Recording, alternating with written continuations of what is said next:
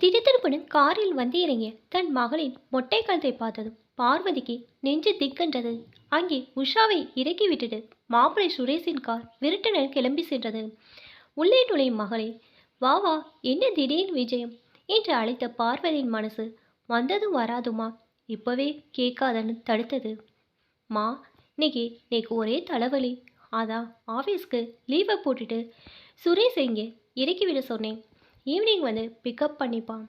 சர்வசாதாரணமாக சொல்லிவிட்டு செருப்பை ஓரமாக கழட்டிவிட்டு உள்ளே நுழைந்தவள் கைப்பையில் இருந்துதான் கொண்டு வந்த டப்பர்வேர் டப்பாக்களை எடுக்க, அதோடு கூடவே மாட்டிக்கொண்டு வந்த தாலிக்கொடியை இது வேற என்று பிரித்து தனியாக கைப்பையில் போட்டுவிட்டு டப்பாவை டைனிங் டேபிள் மேலே தொப்பன வைத்தபடி, நீ எப்படிமா இருக்க என்று பார்வதியை பார்த்து கேட்கும்போது அம்மாவின் முகம் ஏனோ சரியில்லையே என்று சற்றென உள்மனதை தோன்ற தனது ஜீன்ஸ் பேண்டை மேலே இழுத்து விட்டபடி புருவத்தை மேலே தூக்கி அம்மாவை பார்த்தாள். கோபமா என்று கண்களால் கேட்டாள். இது என்ன கோலம், அலங்கோலம், இப்படி மொட்டை கழுத்தா வந்து நின்னா கோபம் வராமல் என்ன வரும்? எத்தனை கஷ்டப்பட்டு உன்னை இவ்வளோ சீக்கிரம் கல்யாணம் பண்ணினேன் நோக்கு தெரியுமா? ஏ, கண் நிறைய மாங்கல்யம் கழுத்துமா உன்னை பார்க்கணும்னு நேக்கு கொள்ள ஆசை. ஒரு நல்ல நாளில் கிழமை இல்லை, நீ இப்படி வெறுங்கலத்தோடு வந்து நிற்காதுன்னு படித்து சொல்லியும் இது 3வது தடவை.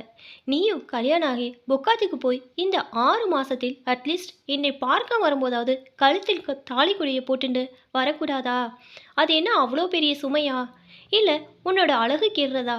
இதெல்லாம் உங்கள் மாமியார் கேட்க மாட்டாளோ? என்ன பெண்ணோ போ, எனக்கு தான் அவமானமாக இருக்குது நீ இப்படி நிற்கிறது. நீக்கு சுத்தமாக பிடிக்கல. ஆமாம், கல்யாணம் ஆக வரைக்கும் நீ பொட்டே வச்சுக்க மாட்டேன்னு வெளியில் போனால் கூட நான் பிடிவாதமாக பொட்டு வச்சு அனுப்புவேன். இப்போ நீ தாலிக்குடியும் கழட்டி வச்சுட்டு வந்தா யார் சும்மா இருப்பா? ஆரம்பிச்சிட்டியா பிளகானத்தை? இப்போ என்னாச்சு? என்னோட இந்த ட்ரெஸ்ஸுக்கு அதெல்லாம் சூட் ஆகுதுன்னு சொன்னால் நீ எங்கே புரிஞ்சுக்கிற? என் மாமியாரே தேவலாம், வாயே திறக்க மாட்டா. நான் எப்படி இருந்தாலும் ஒன்றும் கேட்க மாட்டா, கண்டுக்கவும் மாட்டா. நீயும் இருக்கிறியே, வந்ததும் வராதுமா. அது ஆஃப்டர் ஆல் ஒரு மஞ்சள் கயிறு தானம்மா, அதை கழட்டி சங்கிலியில் மாட்டிக்க சொன்னேன். இப்போ சங்கிலியை ஏன் போடலன்னு கேட்குற? அது ரொம்ப காணம் எனக்கு பிடிக்கன்னு புரிஞ்சுக்க. போய் ஒரு சங்கிலிக்கு கொடுக்குற மரியாதை கூட ஏன் மனசுக்கு தரமாட்டுற நீ? அவனே ஒன்றும் சொல்ல மாட்டான். எதுக்கு நீ இந்த லைசன்ஸ் சுமக்கிறன்? அது இல்லாட்டி நீ என்னவள் தானேன்னு சரியா சொல்லுவான். இதெல்லாம் வேறு ஒன்றும் இல்லை, தலைமுறை இடைவெளி. ஏற்கனவே எனக்கு தலைவலின்னு லீவை போட்டு வந்திருக்கேன். ஏன் மூட ஆஃப் பண்ணாத. நன்னா சொன்னப்போ என்ன தலைமுறை இடைவெளியோ? பார்வதிக்கு பத்தின்ட்டு வந்தது. சரி, இந்த காஃபியை குடி. சாப்பிட்டியோ இல்லையோ, எப்போ பாரு டயட்டு அது வேற. என்னாச்சு உடம்புக்கு? இன்னும் தலைவலியா? எல்லாம் அந்த கம்ப்யூட்டர் பண்ணு வேலை. ஒன்று கண்ணுக்கு கண்ணாடியை மாற்று, இல்லைன்னா வேலையை மாற்று. எனக்கு என்னமோ நீ இந்த வேலைக்கு போன ஆரம்பிச்சது தான் ரொம்ப மாறிட்டியோன்னு தோணுது. யாரையும் மதிக்க மாட்டுற, கணவரை அவன் இவன்னு சொல்கிற அளவுக்கு. குரலில் ஒரு தயக்கத்தோடு, உஷா எப்போ சீர்வால் தெரியாதே. உஷா ரிமோட்டால் டிவிக்கு உயிர் கொடுக்க அதில் பாடகி கல்பனா இன்னிசை மழையில் உருகி கொண்டிருந்தாள். ஆனந்த நீரோடையில் ஓட நினைத்தேன் நான் பார்த்த கோதாவரி காணல் வரியா தாய்மண் அகன்றதும் தலைவனை அடைந்ததும் நான் செய்த தீர்மானம்தான்.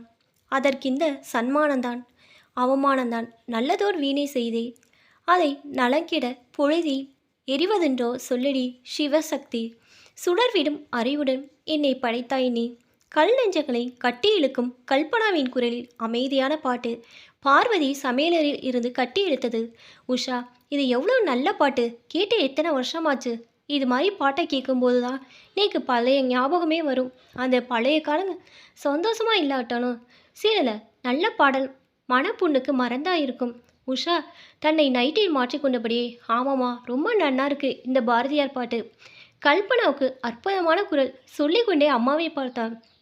மங்களகரமான முறம், குங்குமயிட்டு மஞ்சள் சரடு, கழுத்தை அலங்கரித்த அம்மா அம்பாள் மாதிரி தெரிந்தாள். இதற்குள் நிகழ்ச்சியும் முடிந்துவிட உஷாவும் டிவியை அணைத்துவிட்டு, அம்மா உன்கிட்ட ஒன்று கேட்கணும் என்று பீடிகையோடு ஆரம்பிக்க. ஒன்று நிறைய கேளு, எந்த பீடிகும் வேண்டாம். என்கிட்ட இருந்தால் அதெல்லாம் உனக்கு தான். அதில் இல்லைம்மா நான் கேட்கணும்னு சொல்கிறது. வேற ஏன், எப்படி, எதற்காக அப்பா இந்த அம்மாவை விட்டு கொடுத்தார்? இருவரும் ஏன் பிரிந்து வாழணும்? எதற்கு அம்மாவுக்கு இந்த தனிமை? என்னால் ஏதாவது செய்ய முடியுமா? இவர்களை மறுபடியும் சேர்த்து வைக்க. மனதின் கேள்விக்கு இன்னைக்காவது பதில் கிடைக்குமா? அம்மா கிட்ட கேட்கலாமா? என்ன சொல்வாளோ என்று இருந்தது உஷாவுக்கு. இன்னைக்கு நான் மாத்துக்கு வந்தது எனக்கு ரொம்ப ரிலாக்ஸ்டாக இருக்குமா என்று பேச்சை மாற்றினாள். ஆமாம், நல்ல வேலையா நீ உள்ளூரில் கல்யாணம் பண்ணிட்டதுனால சரியா போச்சு. இல்லைன்னா கஷ்டம்தான். அதுவும் இல்லாமல் சுரேஷ் ரொம்ப தங்கமான பையன். உனக்கு எந்த கஷ்டம் வந்துடக்கூடாது. நான் கவலைப்பட்டதுக்கு கடவுள் எந்த குறையும் உனக்கு வைக்கல. அதான் சொல்கிறேன், நல்ல வாழ்க்கை அமைகிறது ரொம்ப அபூர்வம். அமைந்த வாழ்க்கையை கவனமாக நல்லபடியாக காப்பாற்றிட்டு வாழ்கிறது நம்ம கையில் தான் இருக்குது. புரியுதா? மகளுக்கு நீரை பார்த்து வாழைப்பழத்தில் ஊசி ஏற்றுவதில் சமத்து அம்மா. ஏதோ இதை பேசிக்கொண்டே மதிய சமையலை முடித்துவிட்டு நீ என்னமோ கொண்டு வந்தியே, நீ பண்ணியதா என்று டப்பாவை திறக்க, நான் எங்கே சமையல் பண்ண, எல்லாம் என் மாமியார் தான். சரி உனக்கு எடுத்துகிட்டு போகலான்னு கொண்டு வந்தேன். நான் எடுத்தது பிடிக்கல அவங்களுக்கு. கொஞ்சம் தான் பண்ணியிருக்கேன்னு சொன்னா நான் காதலே போட்டுக்கல. இதுக்கெல்லாம் கூட கேட்கணுமா என்ன? நீயே சொல்லேன். அடி பாவி, நீ செய்கிறது இதெல்லாம் கொஞ்சம் கூட சரியில்லை. ரொம்ப அதிக பிரசித்தனமாக இருக்கே. உன் மாமியாட்ட எதுக்கு இப்படியெல்லாம் பம்புக்கு நிற்கிற? என்ற வத்த குழம்பை எடுத்துட்டு வராட்டா என்ன போகிறது? நான் பண்ணிக்க மாட்டேனா? அவளோட அம்மா அம்மான்னு சொல்லிட்டு மரியாதையாக இருக்கணும். நீ இப்படியெல்லாம் நினைக்கக்கூடாது. அம்மா நீ சித்த சும்மா இரே, அவளே தரணும். இந்த அம்மா ஆத்துக்கு போறியே, எடுத்துகிட்டு போய் கூடுன்னு தரமாட்டா. தரலைன்னா நானே எடுத்துக்க வேண்டியதானே. என் வீட்டிலேருந்து நான் கொண்டு வரேன். As simple as that. உஷாவுக்கு எல்லாமே சிம்பிள் தான். தோலை உலுக்கியபடி சொல்லிவிட்டு சென்று விடுவாள். உஷா அந்த குழம்பை அப்படியே எடுத்து ஃப்ரிட்ஜில் வைத்து விட்டாள். பிறகு சுரேஷுக்கு கொடுத்து விடலாம் என்று உஷா மனதுக்குள் அம்மாவிட எப்படி ஆரம்பிப்பது என்ற யோசனையில் இருந்தாள். தனக்கு 2 வயதாகும் போதே அவர்கள் பிரிந்து விட்டார்கள் என்பது வரைதான் தெரியும். அதற்கு மேல் எந்த விவரமும் நானும் கேட்டதில்லை, அம்மாவும் சொன்னதில்லை. என்னை உருவாக்குவதில் தன் இளமையை உழைப்பில் சிதைத்து கொண்டவள் தன் மகளுக்கு பட்டப்படிப்பு, வேலை, பிறகுதான் கல்யாணம் என்று தாரக மந்திரமாக சொல்லி சொல்லி இன்று அனைத்தையும் நினைத்தபடி முடித்து நிமிர்ந்து நிற்கும்போது கூட தனக்காக தான் அம்மா எதை இழந்திருக்கிறாய் என்றெல்லாம் யோசிக்க அவகாசமில்லை உஷாவுக்கு. ஆனால் இன்று என்னமோ தனது அம்மாவிடம் மனம் விட்டு பேச வேண்டும் போல் இருந்தது. சந்தோஷத்தில் இருந்தேன். மற்றபடி உலக வாழ்க்கை எதை பற்றியும் எனக்கு ஒன்றே தெரியாது. இப்போ இருக்கிறது போல டிவி, விதவிதமான சேனல்கள், மொபைல், இன்டர்நெட், கால் சென்டர் இதெல்லாம் அப்போ இருந்தது. அது ஒரு வறட்சியான காலம்தான். பெண்களுக்கு எந்த சுதந்திரமும் கிடையாது. என்னவோ பெண்கள் வெறும் கல்யாணத்திற்கும் பிள்ளை பெற்றெடுக்கவும் சமைத்து போடவும் மட்டுமே பிறந்த மாதிரி தான் வளர்ந்தாம். மேலே சொல்லு. Very interesting. உஷா வசதியாக உட்கார்ந்து கொண்டாள். இந்த மாத்திரையை போட்டுக்க. பாவம், உனக்கே உடம்பு சரியில்லை வந்திருக்க. நான் வேற என் கதையை சொல்லி உன்னை படுத்துறேன். பார்வதி எடுத்து கொடுக்க குரோசின் போட்டு தண்ணீர் விட்டு விழுங்கினவள். அப்புறம் சீக்கிரம் சொல்லுமா, நீ பாவமா என்று ஒரு தலகணையை எடுத்து மடியில் வைத்துக்கொண்டு கைகளுக்கு கன்னத்தை முட்டு கொடுத்தபடி கேட்டுக்கொண்டிருந்தாள் உஷா. எத்தனை வருடம் நினைவு சுருள்கள் பின்னோக்கி நகர உஷாவின் மெமரி சிப்கள் ஒவ்வொரு ஃபைலாக எடுத்து பரப்பி கொண்டிருந்தது அவள் மனதில். தேனிலவம் அங்கேயே அந்த நிலவு தேஞ்சு அன்னைக்கே அமாவாசையாக போச்சு. வாழ்க்கண்டு தெரிஞ்சாச்சு. அதை இப்போ நினைச்சாலும் நெஞ்சு பதைக்கும். தேனிலவெல்லாம் வெறும் சினிமாக்காரங்களுக்கு தான் சரிப்பட்டு வரும். நம்மளை மாதிரி சாதாரண பெண்களுக்கு அது சாதாரண வானத்து நிலவு தான். மீண்டும் மௌனம். அப்படி என்னமா ஆச்சு? நான் யார்? இவளோட ஆசாபாசங்களை எதுவாக இருக்கும் என்று தெரிந்து கொள்ளும் எந்த அக்கறையின்றும் ஒன்றுமே பேசாமல் எடுத்த உடனே ஏதோ தனியார் ரூமில் தானே இருக்கும் ஒரு தைரியத்தோடு விஸ்கியும் கிளாஸ்மா உட்கார்ந்திருந்த அவரை பார்த்து திடுக்கிட்டேன். இப்படி ஒரு குடிகார கணவரான என் மனசின் முதல் சாட்டையடி. அது அவர் சொன்ன இதெல்லாம் தப்பே இல்லை, இந்தா நீயும் வாங்கிக்கோ என்று கிளாஸை என் உதட்டை நோக்கி நீட்டும் போது முகத்தை விருட்டனை திருப்பிக் கொண்டு கட்டிலை விட்டு எழுந்து விட்டேன். என்னால் இதை எப்படி ஏற்றுக்க முடியும்? நீயே சொல்லு. ஒரு அந்நியன் ஒரு மஞ்சள் கயிறை கழுத்தில் கட்டிவிட்டு இதுபோல் என்ன வேணா செய்யலாமா? எனக்குள் இருந்த ஆக்ரோஷ பெண் போர்க்கொடி தூக்கினாள். என் கனவுகள் சிதைந்து போகட்டும். ஆனால் வந்தவர் இப்படியா? இப்படி ஒரு கல்யாணத்தை செஞ்சுட்டு தப்பு பண்ணிட்டேனே. உடைந்து போய் அழுதேன். என் அழுகை அவருக்கு பிடிக்கலைனா வேண்டாம், அதுக்குன்னு அழுவேன். இதெல்லாம் சகஜன்னு எதையும் வீட்டில் போய் சொல்லி தொலைக்காதன்னு அவ சொன்ன தோரணை மீறி சொன்னால் உன்னை தொலைச்சிடுவேன் என்று எதிர்வொலியாக கேட்டது. அதன் பின்பு நன்றாக குடித்துவிட்டு குறைத்து விட்டார். நான் உறக்கத்தை விட்டேன். தன்மேல் ஒன்றும் தவறே இல்லாத மாதிரி லேசா எடுத்துண்டார். இப்படி மோதலோட ஆரம்பித்த இல்வாழ்க்கை எந்த இடத்திலும் புரிதல் என்னும் வார்த்தை நுழையக்கூட துளியிடம் தராமல் அவரோடு இன்னொரு முகத்தை பார்த்த அதிர்ச்சியிலிருந்து மீளாமலே ஊர் வந்து சேர்ந்தோம். 2 பேரும் ஒன்றுமே பேசிக்கல. வாயே திறக்காத சாது மாப்பிள்ளைன்னு அம்மா ரொம்ப பெருமையை சொன்னதெல்லாம் இப்போ அவர் சாதுவும் இல்லை, போதி மரத்தடி புத்த பிச்சவும் இல்லை. இவரெல்லாம் கபோதி மரத்தடி கபோதி, ரொம்ப அழுத்தக்காரர் என்று அம்மாவிடம் சொல்லணும்னு தோணித்து.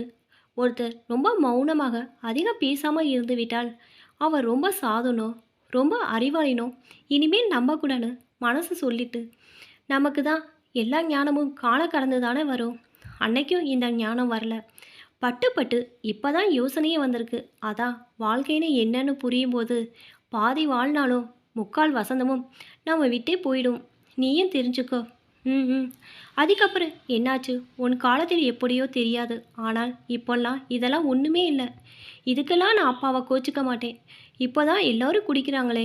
என் ஆஃபீஸில் என் வயசு பொண்ணுங்க கூட சிகரெட்டை ஊதி தள்ளுவா. நீ அவளை பார்க்கணும். போதும் போதும். எல்லாம் பணமும் அதீத சுதந்திரம் படுத்தும் பாடு. எதுவுமே அளவோடு இருந்தாலும் பிரச்சனையே இல்லை. அளவில் குறைந்தாலும் பிரச்சனை, அதிகமானாலும் பிரச்சனை இல்லையா? ஆமாம்மா. அதுக்கப்புறம் என்னை கூட்டிகிட்டு புக்காம் போனவர் தான். எனக்குன்னு இங்கே அம்மா ஒருத்தி இருக்கிறாங்கிற நினைவே அவளுக்கு இல்லாமல் அங்கேருந்து எனக்கு கடுதாசி வந்தால் கூட யாரோ படித்து விட்டு கிழக்கப்பட்டு குப்பை தொட்டியில் கிடக்கும். ஒரு நாள் எதாச்சியாக பார்த்து அதிர்ச்சி அடைந்தேன். எடுத்து சேர்த்து வச்சு படித்தாதான் தெரிந்தது. லெட்ரு வந்ததே. கிழித்தது யார் வேலைன்னு கேட்டதுக்கு, அடிக்கடி லெட்ரு இங்கே உனக்கு வர்றது சரி கிடையாது. மாதத்துக்கு 1 போடலாம். வாரம் என்ன வேண்டியிருக்கு. பெண்ணை கல்யாணம் பண்ணி கொடுத்தா எப்படி இருக்கணும் உங்கள் அம்மாவுக்கு தெரியாதா கேட்பார். யார் எனக்கு வந்த லெட்டரை கிழித்து போட்டது கேட்டதும் மாமனார் தான் சொன்னார். நான் தான், ஏன் டெய்லி நீ போஸ்ட்டு வருதான்னு வாசலை எட்டி எட்டி பார்க்குறது நீக்கு சரியாக படலை. இந்த கடுதாசி தானே அப்படி நிற்கிற. இனிமே எழுதாதண்டு உன் அம்மாவுக்கு நீ லெட்ரு போடு. மாதத்துக்கு 1ன்னு அழுத்தமாக சொன்னார். எப்படி இருக்கும் பார்த்துக்கோ. எனக்கு என்ன வேண்டும், எது பிடிக்கும், குறைந்தபட்ச தேவைகள் தான். என்னது இப்படி எதையுமே கண்டுக்க மாட்டார். ஒரு சானிட்டர் பேன் வாங்கக்கூட சுயமாக வாங்க கையில் காசு இருக்காது. எழுதி கொடுத்து விட்டா அவர் வரும்போது ஏதோ பட்டுப்புடவை வாங்கி தரும் மிதப்பில் தூக்கி போடுவார். அப்போ நினைப்பேன், நான் ஒழுங்காக படிச்சிருக்கலாம். ஒரு பெண்ணுக்கு படிப்பும் பதவியும் தான் கணவனை விட கூட இருந்து பாதுகாப்பது. இப்போ நீ எல்லாம் எவ்வளோ கொடுத்து வச்சுக்க புரியும். புக்காத்தில் அந்த காலத்து மனுஷா அப்படி கடூராக இருந்தால் என்னிடம் முதலில் அந்த வீட்டில் பெரியவளுக்கு மரியாதை அமைதியாக இருந்தேனா அதுவே நாளடைவில் மரியாதையா பயமாக மாறி அப்புறம் அடிமையாக மாறி ஒரு நிலைமைக்கு கொண்டு வந்துட்டா. வாயை திறந்து ஒரு வார்த்தை கூட பேசும் சுதந்திரம் இல்லை. அதனால தான் உன்னை படிக்க வச்சு நான் படாத பாடுபட்டு. தெரிஞ்சுக்கோ, என்னோட அம்மா சின்ன பெண்ணான என்னையும் வச்சுட்டு என் அப்பா இறந்த பின்ன யாரோ சீதாலட்சுமின்னு ஒரு புண்ணியவதி ஆரம்பித்த தாம்பர சேவை இல்லத்தில் சேர்ந்து தையலில் டிப்ளமா படிப்பு முடிச்சுதான் என்னையும் தன்னையும் காப்பாற்றிட்டு ஒரு நிலைக்கு வந்தாள். என்னமோ என் தலைவிதி. உன் அம்மாவுக்கு கல்யாண வாழ்க்கை சரியாக அமையலை. என்ன பண்ணுறது தெரியுமா? அது எதுக்கு? இப்போ நான் நன்னா தானே இருக்கேன். நீ உன் சோக கதையை சொல்லு. நான் எப்படியெல்லாம் இருக்குன்னு நினச்சேன் தெரியுமா? இதெல்லாமே மண்ணோட புதஞ்சு போயிட்டு சாதா சர்வகலமும் அந்த வீட்டை கட்டிண்டு ஒன்று மாற்றி ஒன்று வேலை செஞ்சுட்டு ஜடமாட்டம் இருந்திருக்கிறேன். இப்போ நினச்சா எனக்கே மேலே கோவம் தான் வரும். இப்படி புத்தி இல்லாமல் இருந்திருக்கிறேனே என்று பார்வதி நிறுத்த. ஏமா பாட்டி தான் நீ கல்யாணம் ஆகும் முன்னாடியே இல்லைன்னு சொல்லியிருக்கே. பொதுவாக மாமியார்நாதர் இதெல்லாம் தானே படுத்தல் கேஸுகள் கேள்விப்பட்டிருக்கேன். மாமியாரே இருந்திருக்கலாம். ஒரு பெண்ணோட மனசு இன்னொரு பெண்ணுக்கு புரியும். ஆனால் இந்த மாமனார் 10 குடும்பப்படுத்தும் மாமியாருக்கு சமம். அவரோட ராஜ்யத்தில் அவரை தவிர யாரும் குரல் எழுப்பக்கூடாது. பெரிய உத்தியோகம், ஆஃபீஸர் மாதிரி வீட்டிலும் சட்டத்திட்டம் எல்லாம் உண்டு. சர்க்கஸ் கூடாரத்தில் சிங்கத்தை அடக்கும் ரிங் மாஸ்டர் மாதிரி சாட்டையால் தட்டி தட்டி அடக்கி வைக்கிற மாதிரி தான். கணவன் என்ற பேரில் 6 அடியில் ஒரு மனுஷன் சாதா அப்பா முகத்தை பார்த்து பார்த்து மனைவியை வெளியில் அழைச்சிட்டு போக கூட பர்மிஷன் கேட்டு இதெல்லாம் பழகவே மாசக்கணக்கில் போச்சு. மெல்ல மெல்ல தான் புரிஞ்சது இங்கே இவருக்கு ஒரு வாய்ஸ் இல்லைன்னு. அப்பா சொன்னதை மீறி ஒரு விஷயம் நடக்காம உரிமையோடு இருக்க வேண்டியவரே அடிமை மாதிரி இருக்கும்போது மரியாதை என்கிற பேரில் அங்கே தனி மனிதனின் கொடுங்கோலாட்சி தான். டம்மி பீஸா நீனு இந்த காலத்து பெண்கள் மாதிரி ஒரு வார்த்தை ஏதாவது பேசிட முடியுமா? கூட கொஞ்சம் நடுங்க தான் தெரியும். இந்த நேரத்தில் இவரோட பாட்டி வந்து கூட இருந்தால் கொஞ்சம் மாதம் அவருக்கு வயசாச்சே தவிர கொஞ்சம் கூட விவேகம் இருக்காது. கும்பகோண குசும்பெல்லாம் வார்த்தையில் வச்சுண்டு என்னை குத்தி குத்தி பேசுவா. காத்தால சாதம் வடித்ததும் காக்கைக்கு சாதம் வைக்க போவேனா அப்போ பார்த்து ஒரு வார்த்தை சொல்வா பாரு. என்ன வார்த்தைமா? காக்கையே சாதம் வடித்து காக்கைக்கு போட வேண்டியிருக்கு. வாய் கூசாமல் கேலி பேசுவா. நான் அவ்வளோ கருப்பாம், அவள்லாம் சிவப்பாம். அந்த கர்வத்தை எங்கே போய் சொல்கிறது? இத்தனைக்கு சொல்கிறவளுக்கு என்ன வயசு தெரியுமா? 85. என்னமோ தான் இந்த உலகத்தை சாஸ்வதமாக இருக்க பாஸ் வாங்கி வச்சுட்டு இருக்கிற மாதிரி தான் இருக்கும். பேச்செல்லாம் ஒரு தோரணையா? இவன் என்னத்தை கண்டு மயங்கினான்? நாய்க்குட்டி போட்ட நாய் மாதிரி போடும் தெரியாதா? இந்த மாதிரி பேசுகிற பாருங்களே. அவன்கிட்ட போய் சொன்னா உனக்கு வேறு வேலை இல்லை, அவள்லாம் வயசானவ, ஏதோ அந்த காலத்து மனுஷன் சொன்னால் சொல்லிட்டு போகட்டுமேன்னு விடணும். அவள் என்ன பொய்யா சொல்கிறா? நிஜத்தா தானே சொல்கிறான்னு. வெந்த புனில் வேலை பாய்ச்ச தான் தெரியுமே தவிர ஆதரவா ஒரு வார்த்தை சொல்ல தெரியாது. இப்படியே என் வாய் அடக்கி வச்சிருந்தார். எங்கேயாவது வெளியே போகும்படியாக இருந்தா 10 அடி அவர் முன்னால் நடக்கணும், நான் அவர் பின்னாடியே நாய்க்குட்டி மாதிரி நடக்கணும். சரி, ஏதாவது கேட்கலான்னு போனால் எனக்கு ஒன்று வேணும், கேட்கவா, வாங்கி தருவீங்களான்னு கேட்டா ஒன்றும் கேட்காத, ஒன்றும் வாங்கி தரமாட்டேன் என்று நொட்டின் வாயில் போடுவார். அதுக்கப்புறமா அவர்கிட்ட எந்த உரிமையை நான் எதை கேட்பேன்? தீபாவளிக்கு புடவை வாங்கணுன்னா கூட கூட்டமாக போய் அவரோட அப்பா விலைப்பட்டியலை புரட்டி பார்த்து எதை எடுத்து கையில் தருகிறாரோ அதை தான் பில் போட்டு கொண்டு வரணும். இவளுக்கு பிடிச்சதா பிடிக்கலையா இதெல்லாம் யோசிக்கவே மாட்டா. எனக்கு பிடித்த கலர் என்னன்னு எனக்கே இப்போ மறந்து போச்சு. பொழுது விடிந்தா ஏன் விடியுதுன்னு இருக்கும். எப்போயாவது ஊருக்கு போகணும்னு கேட்டா அவ்வளோதான். என்னமோ நான் அமெரிக்கா போக ஏரோப்ளேன் டிக்கெட் கேட்குறது போல ஆகாசத்துக்கும் பூமியுமா குதிப்பா. உன் அம்மா வந்து ஒரு நாள் பார்த்துட்டு போக சொல்லு. நீ இங்கேருந்து போயிட்டா இங்கே நாங்கள் உவாக்கு என்ன பண்ணுறதுன்னு ஒரு கேள்வி கொக்கி போடுவார். பதிலே பேச முடியாது. என்னமோ இவாளுக்கு சமைச்சு போட லைசன்ஸாக மஞ்சள் கயிறை கட்டிண்டு வந்த மாதிரி என் நிலமை ஆயிட்டு. கழுத்தில் தூக்கு கயிறை மாட்டிட்டு தற்கொலை பண்ணிக்காம தினம் தினம் செத்துண்டு ஒரு வாழ்க்கை வாழ்கிற மாதிரி தோணும். அவளுக்கு ஒன்றும் பிடிக்காது. ஒரு சினிமா, ட்ராமா, பாட்டு, புத்தகங்கள், இப்படி ஏதோ வீட்டுக்குள் நுழைவது பிடிக்காது. அவளுக்கு பிடித்ததே ரசிக்கும் மனசு எனக்கும் இல்லை. ஆஃபீஸ் போகும்போது வீட்டில் திருட்டு பயம் ஜாஸ்தி இந்த ஏரியாவில்னு சொல்லிட்டு என்ன பண்ணுவா தெரியுமா? என்ன பண்ணுவார்? தன் அன்பு அம்மாவை பட்ட துன்பங்களை கேட்க கேட்க சப்த நாடியும் மெல்ல மெல்ல அடங்கி கொண்டு வந்த உஷா தன் தாயை பரிவுடன் பார்க்கிறாள். இவ்வளோ கஷ்டம் எல்லாம் கூட உலகில் இருக்கா என்பது போல அவள் மனம் கேள்விக்குறியானது. 2 பேரும் போகும்போது வீட்டை பூட்டிட்டு சாவியை எடுத்துட்டு போயிடுவாள். அவள் வரும் வரை நான் ஜெயில் கைதிதான். ஜன்னல் வழியாக கம்பி எண்ணிட்டு நிற்கணும். வேறு வழி எதிர்த்து கேட்க திராணி இல்லை. திருட்டு பையன் ஜாஸ்தி, நாம தான் ஜாக்கிரதையாக இருக்கணும்னு சொல்லிடுவார். இப்படியே கழிந்த நாட்களில் நான் வேண்டாத தெய்வம் இல்லை, என் வாழ்க்கைக்கு ஒரு அர்த்தம் வேண்டும் என்று.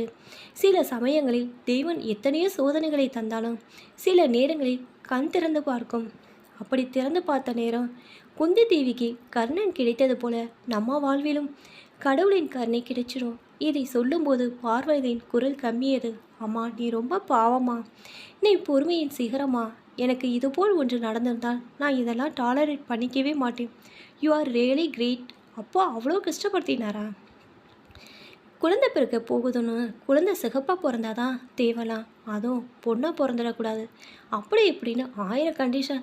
அதேனவோ நான் கடவுள்கிட்ட ஆர்டர் கொடுத்து நமக்கு பிடிச்ச மாதிரி செஞ்சுதான் சொல்ல முடிகிற மாதிரி பேச்ச ஆரம்பிச்சா. எனக்கு எப்படி இருக்கும்? ஆசையாக பேச தான் தெரியாது, ஆறுதலுமாவா பேச தெரியாது. அன்றிலிருந்தே குழந்தை பிறக்கும் நாள் வரைக்கும் எனக்குள் ஒரே மனக்கவலை, மன போராட்டம். பிறப்பது பெண்ணாக பிறந்து விட்டால் என்ன செய்வது? அதுவும் என்னை போல் கருப்பாக பிறந்து இன்னல் படக்கூடாதே கடவுளே என்றெல்லாம் மன நிம்மதியின்றியே இருக்கும். இவரை பார்த்தா முதல் மனைவி இறந்த சோகமும் தெரியாது, 2வது வந்தவளையாவது நன்றாக பார்த்துக்கணும் தெரியாது. காரணமே இல்லாமல் வாய்க்கு வந்தபடியெல்லாம் பேசுவதே ஜீர்ணிக்க முடியல உன் அம்மாவுக்கு.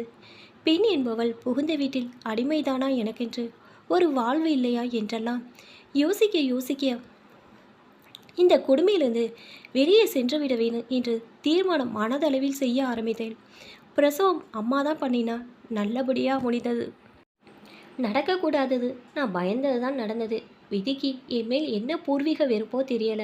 பெண் குழந்தை கருப்பாக, அதான் நீ பிறந்து விட்டாய். விஷயம் அறிந்து வந்து பார்த்ததும் முகம் சுளிக்க, கொடுமைப்படுத்த அவர்களுக்கு நல்ல காரணம் இப்போ கிடைத்து விட்டது. கருப்பா உன்னை பார்த்ததும் அவ கண்கள் கோபத்தில் சிவந்தது. ஒரு நாள் அந்த பயங்கர நிகழ்ச்சி நடந்தது. காலையில் எழுந்து பார்த்தால் கழுத்தில் இருந்த என்னோட பவித்திரமான மாங்கல்ய சங்கிலியை காணோம். நெஞ்சில் பகீரென்றது. துடியா துடித்து போனேன். தேடி தேடி பார்த்தேன் தலையணை, படுக்கையெல்லாம். என் தலை சுற்றியது. தூங்கும்போது யார் என் கழுத்திலிருந்து உருவியது? வந்த கல்வன் அதை பற்றி ஏன் திருடினான்? என் மற்ற நகையெல்லாம் ட்ரெஸ்ஸிங் டேபிள் இருக்குதே, எங்கே போச்சு என் மாங்கல்யம்? பார்த்தேனா என்று கேட்க, எனக்கு தெரியாதே என்ற பதிலே எதிர் ஒலித்தது. நீ எங்கே தொலைச்ச என்று என்னையே கேள்வி கேட்டு மடக்க, நானும் வீடு பூரா தேடி தேடி களைத்து போய் கடைசியில் மனம் உடைந்து வெறும் மஞ்சளை வைத்த ஒரு மஞ்சள் கயிற்றை கட்டி கொண்டேன். 5 பவுன் தங்கம், அது கூட பெருசாக படவில்லை. திருமாங்கல்யம் மொத்தமாக திருட்டு போய்விட்டதே என்ற வருத்தம் நெஞ்சை பிளந்தது. தான் ஏதோ பெரிய கஷ்ட காலம் வரப்போறது போல மனசுக்குள் ஒரு பயம். அப்போ மாமனவரிடம் போய் கேட்டேன், மாமா, என்னோட திருமாங்கல்ய சங்கிலியை காணோம். எல்லா இடத்திலும் தேடி பார்த்துட்டேன். இந்த வீட்டுக்குள் எப்படி கல்வன் வந்தான்? நீங்கள் இருக்கும்போது நேற்று ராத்திரி கூட இருந்தது என்று. அவரும் ஒன்று சொல்லவில்லை. கழுத்தில் கிடப்பது எங்கே போகும்? நன்னா தேடி பாரு, ஒரு சமத்தும் போதாது நோக்கு என்று எனக்கே அர்ச்சனை செய்தார்கள். பூமியை தோண்டிதான் பார்க்க வேண்டும். எல்லா இடமும் தேடியாச்சு. நானும் தேடி தேடி 10 நாட்கள் ஓடியே போச்சு. அழுகழுகையா வரும். புருஷன் உயிரோடு உள்ள போது தாலியை இழப்பதா?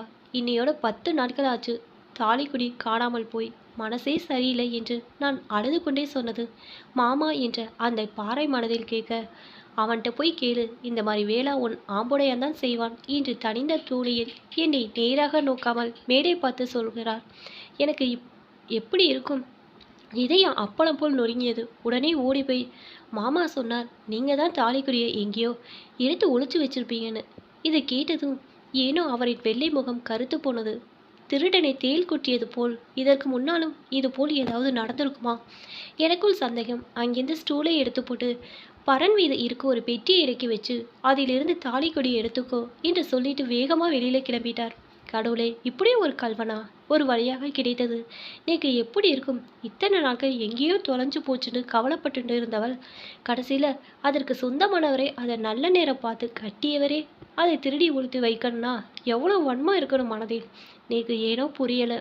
ஒரு வழியாக கிடைத்தது என்ற சந்தோஷம் இருந்தாலும் இப்படியா பண்ணுவார் ஒரு கணவர்? நேக்கு எப்படி இருக்கும்? இத்தனை நாட்கள் எங்கேயோ தொலைந்து போயிட்டுன்னு கவலைப்பட்டுன்னு இருந்தவள் கடைசியில் அதுக்கு சொந்தமானவரே அதை திருடி ஒழித்து வைக்கணும்னா எவ்வளோ வன்மம் இருக்கணும் மனதில். நேக்கு ஒன்றும் புரியலை. ஏன் எதற்கு என்றெல்லாம் கேள்வி கேட்டு மனசுக்கு மறத்து போச்சு. மொத்தத்தில் ஸ்வீட் குவார்ட்டர் பாய்சன் மாதிரி இவரோட வக்கரமான மனதுக்கு அழகான உருவம். பார்த்தா யாருக்கும் சந்தேகம் கூட வராது.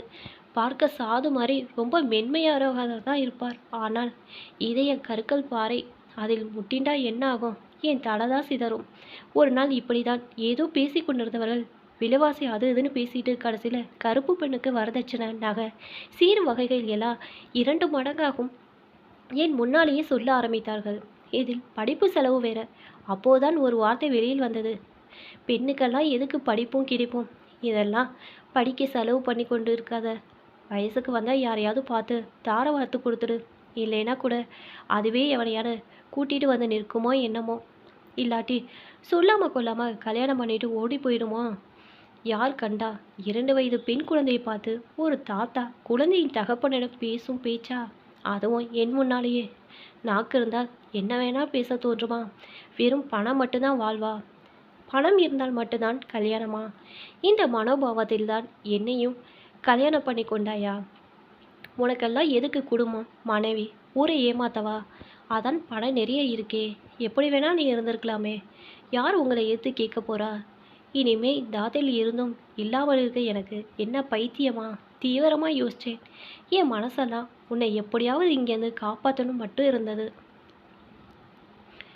ஆனால் அதிலிருந்து நேக்கு ஒரு வார்த்தை எடுத்து கொடுத்த மாதிரி இருந்தது.